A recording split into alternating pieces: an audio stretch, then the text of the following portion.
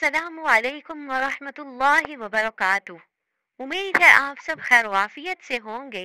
सवाल ये पैदा होता है कि जब अल्लाह ताला अपने बंदों की दुआ सुनने के लिए इतने करीब है तो फिर इन वज़ाइफ की क्या ज़रूरत है। बंदे को तो सिर्फ दुआ पर ही इक्तफा करना चाहिए। तो इस सिलसिले में अर्ज है, असल तो यही है कि बंदे का अल्लाह ताला से हम्दो सना, इबादत और बंदगी का इतना मजबूत ताल्लुक हो कि इसे किसी वजीफे की जरूरत ही ना पड़े। अगर कभी कभार कोई जरूरत या मुश्किल आ पड़े तो नमाज या तिलावत के बाद दुआ कर लिया करे, लेकिन इस असल मेयार पर पूरा उतरने वाले कितने लोग हैं? चंद ही लोग हैं। हमारा अल्लाह ताला के साथ असल ताल्लुक तो महज बंदगी और इबादत का होना चाहिए।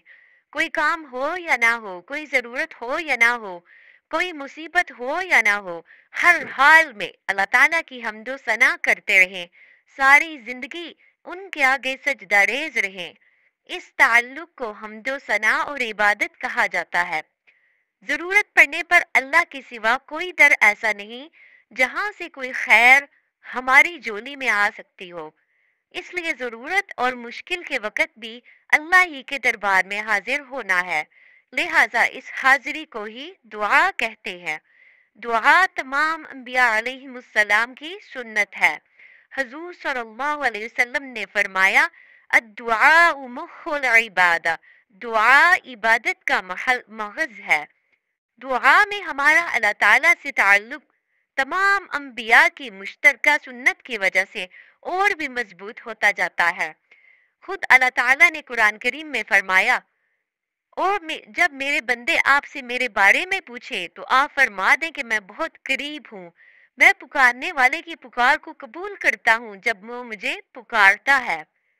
वजीफा करने और फिर दुआ करने के बाद जल्दबाजी ना किया करें। कुछ लोग कहते हैं, हम तो मांग मांग कर थक गए, हमें तो मिलता ही कुछ नहीं है, इसलिए हमने मांगना ही छोड़ दिया।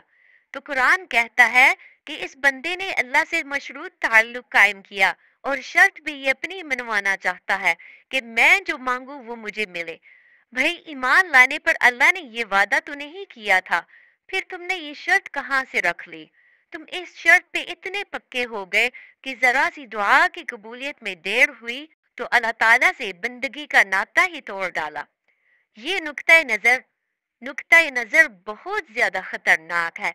इसलिए हर मुसलमान को अल्लाह ताला से दुआ मांगने का सिलसिला हमेशा जारी रखना चाहिए।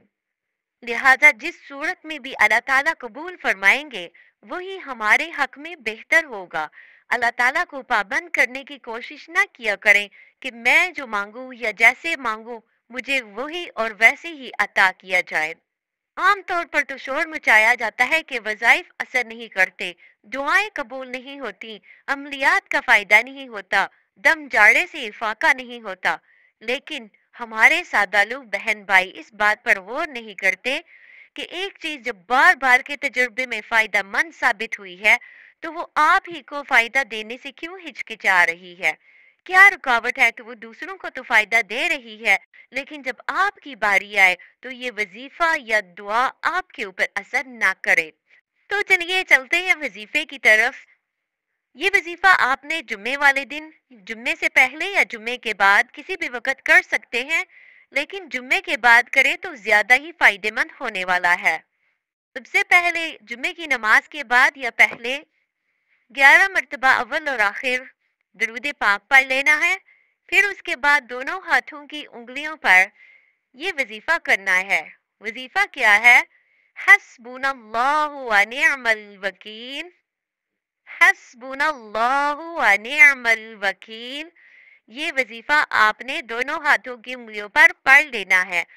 फिर उसके बाद आखिर में आपने पढ़ना है निअमल मौला व निअमन नसीर। फिर उसके बाद आपने 11 मरतबा दरूद पाक पढ़ लेना है और आखिर में अपने मकसद के लिए गिड़गिड़ा कर अल्लाह ताला से दुआ भी मांगनी है और दरूद पाक का कसरत से विर्द भी करना है। इंशाअल्लाह अजीज इस वजीफे की बरकत से आप लोगों की, हम सब की तमाम परेशानियां दूर हो जाएंगी